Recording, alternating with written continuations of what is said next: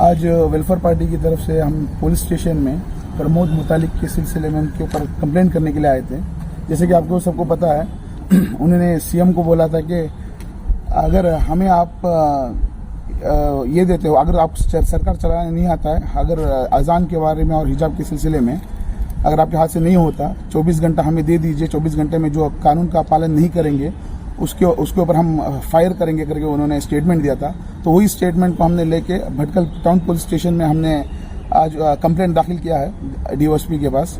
तो डीवाईएसपी ने हमें कहा है कि ये कंप्लेंट जो है हम ऊपर पहुंचाएंगे और उसके बारे में हम कार्रवाई करेंगे। तो यही मेरी बात थी। वेलफेयर पार्टी की तरफ से हमने आज एक कंप्लेंट दर्ज किया है।